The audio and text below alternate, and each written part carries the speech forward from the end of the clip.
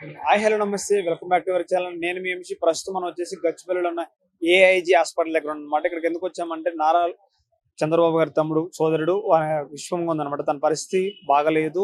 ఇప్పుడు వచ్చి మనం గంట అయితే ఇక్కడికి వచ్చేసి కూడా నారా లోకేష్ గారు మంత్రి నారా లోకేష్ గారు ఇక్కడికి వచ్చారు, చెక్ చేశారు, అంతా చూశారు. కానీ మనకు తెలిసిన విషయం ఏంటంటే ఇప్పుడు ప్రజెంట్ ఆయన చనిపోయారని ఒక వార్త వస్తుంది. అది నిజమే అంటున్నారు అందరూ కూడా. ఇంకా ఎక్కువసేపు ఇంకొక 2 గంటల్లో చంద్రబాబు గారు ఢిల్లీ నుంచి ఆయన పర్యటనకి వెళ్ళారు. అక్కడ నుంచి ఇక్కడికి రావడం జరుగుతుంది అన్నమాట. ఒక గంటన్నరలో ఇక్కడికి రావడం జరుగుతుంది. మరి ఆయన చనిపోయారని చెప్తున్నారు కానీ ఎక్కడ అఫీషియల్ గా చెప్పలేదు. మరి ఏం జరిగింది ఏంటంటే అది గత 3 రోజులుగా ఏఐజీ హాస్పిటల్ ఉండడం జరుగుతుంది. ఆయనకి గత 6 months నుంచి తన హెల్త్ బాగాలేదు. చాలా విషయాలుగా హెల్త్ ప్రాబ్లమ్స్ ఉండడం వల్ల బయటికి రావడం జరగలేదు.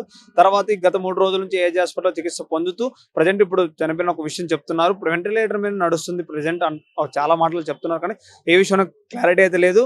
కొన్ని విషయాలు చూసినట్టయితే చనిపోయారు అని డిక్లేర్ అయితే చేస్తున్నారు. మరి మనం చూసినట్టు చెక్ చేయండి ఒకసారి. చాలా మంది రావడం జరుగుతుంది. పోలీస్ బందోబస్తు కానీ వీళ్ళంతా పెద్ద పెద్ద రాజకీయ నాయకులు కానీ టీడీపీ వాళ్ళు కానీ రావడం జరుగుతుంది అనమాట. మంత్రి నారా లోకేష్ గారు వచ్చి చెక్ చేయడం జరిగింది. ఇందాల ఏజీ హాస్పిటల్లోకి వచ్చారు అనమాట. ఇందాల పెద్ద కారం అయితే తీసుకోవడం జరిగింది అనమాట. పోలీసులు కూడా బందోబస్తు చాలా విపరీతంగా పెంచారు.